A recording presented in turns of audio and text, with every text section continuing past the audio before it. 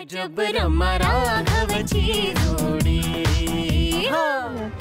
एरवी तर काठी टेकत टेकत चालत असते ना, आज एवढी नॉर्मल कशी काय चालतीये? म्हणजे मला जे वाटत होतं तेच बरोबर आहे, ही कोणी सौदामिनी वगैरे नाहीये, ही रमाच आहे।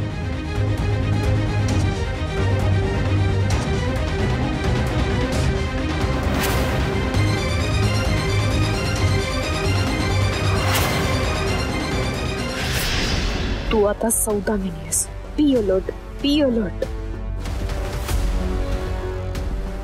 मला हिचा संशय आलाय हे या बयेला कळता कामा नये, नाहीतर कधी कसा गेम फिरवेल ना सांगता येणार नाही।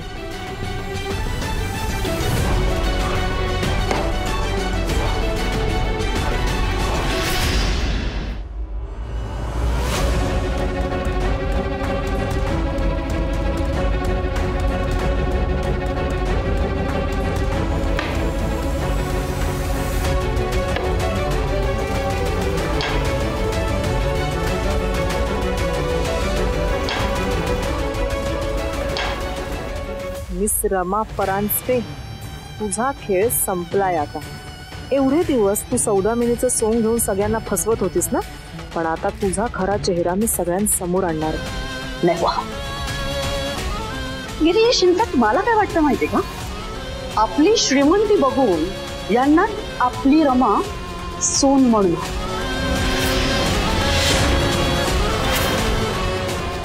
आणि काय म्हणाले होते, खाण तशी माती जसे आई बाप तशी मुलगी। ओ असं म्हणाले होते ते?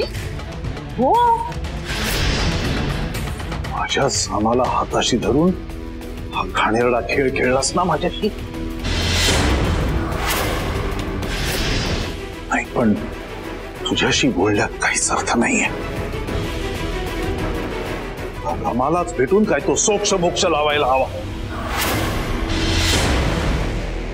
गिरीश बघा, तुम्ही जरा शांत व्हा, रागाच्या शब्दही बोलू नकोस। आता मीच तुझ्याशी बोलणार आहे, पण इथे नाही। एक मिनिट, तुम्हाला हवं ते उत्तर दिले ना मी? अरे मग आता तरी सांगा मला, वहिनी आईला काय झालंय, कुठे आहे ती रमा, कुठे आहे? आणि आपल्या घरातल्या सगळ्या दिसत का नाहीयेत मामा? अरे बोल ना। उपयोग नाही।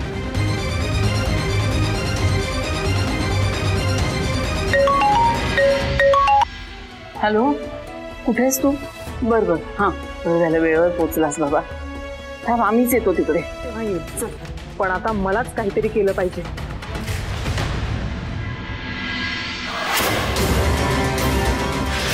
बघतेच आता एकेकाला।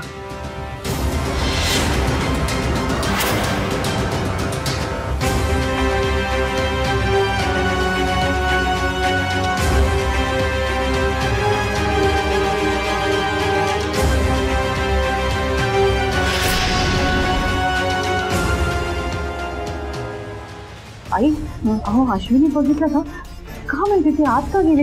जाऊन बघूया चला। काका, तुमच्या माघारी घरात काय चाललंय ते तुम्हीच बघा आता। तुमच्या दोघांचं लग्न लवकरात लवकर व्हावं म्हणून मी देवाकडे नमस्कार करेन।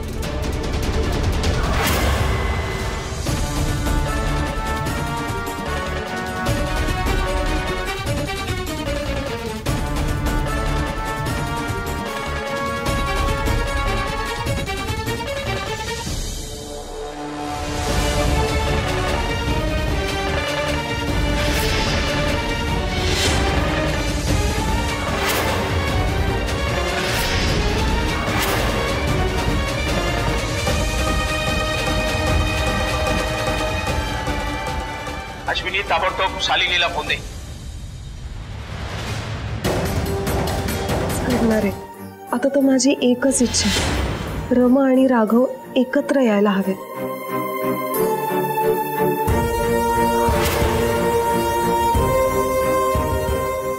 काय झालं? तुम्ही काहीच का बोलत नाहीये? आई, काय झालंय? आत्या, आजी, तुम्ही वहिनींना अजून काहीच सांगितलं नाही का? मी सांगते वहिनी, लवकरच माझं आणि राघवरावांचं लग्न होणार आहे. तेव्हा घरात खूप काम आहे, तुम्ही लवकरात लवकर बऱ्या व्हा. काय आता माझ्या आणि राघवरावांच्या मध्ये कोणीही येऊ शकत नाही.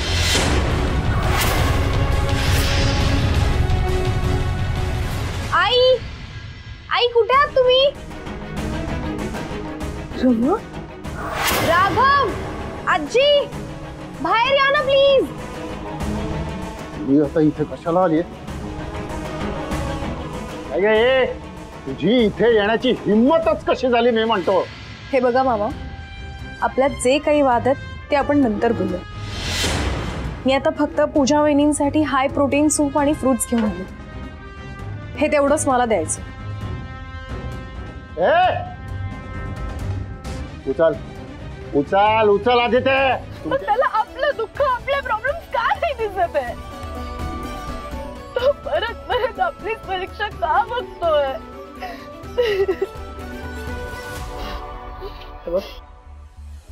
आजी असंही म्हणते की देव त्याचीच परीक्षा बघतो जो पास होण्यासाठी सक्षम असतो.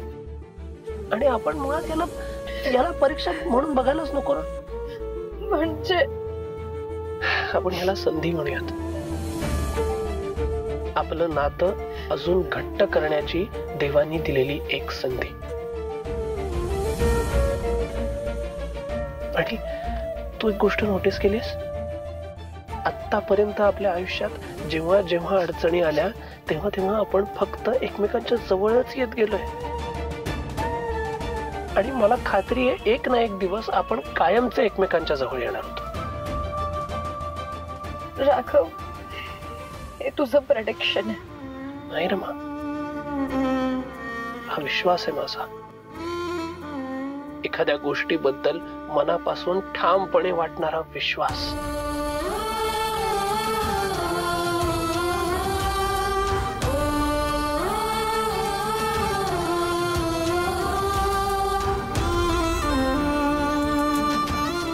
तुझा हात दे मला.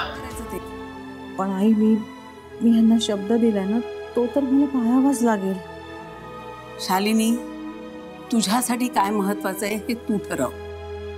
नवऱ्याला दिलेला शब्द ते आपल्या मुलाचं भविष्य. तुझा हा एक निर्णय खूप काही घडवू शकतो किंवा खूप काही बिघडवूही शकतो. तेव्हा पूर्ण विचार करून निर्णय घे. नवऱ्याला दिलेला शब्द ते आपल्या मुलाचं भविष्य. असं का करतोय?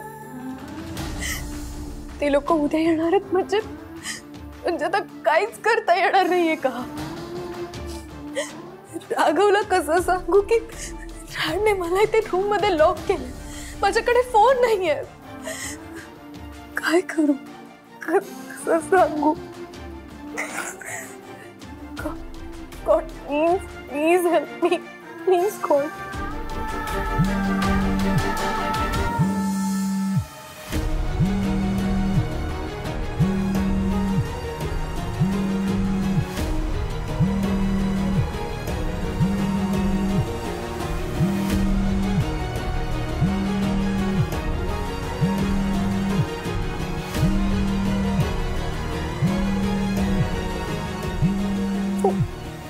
दरवाजा उघड प्लीज.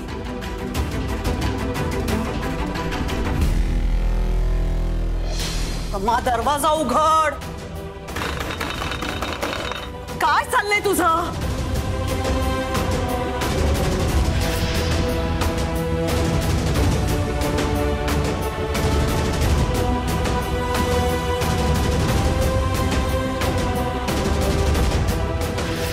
एवढा वेळ झाला,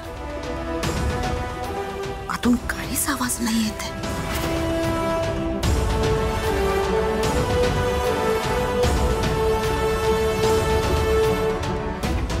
ए रमा, रमा प्लीज दरवाजा उघड. रमा, रमा काय चाललंय तुझं? रमा काय चाललंय तुझं? दरवाजा उघड. नक्कीच काहीतरी गडबड आहे.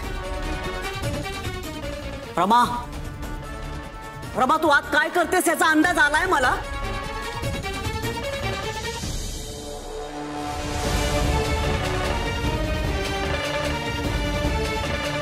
रमा, गिरीश, गिरीश काय झालंय आता परत? गिरीश, मी मगाचपासून रमाला हाका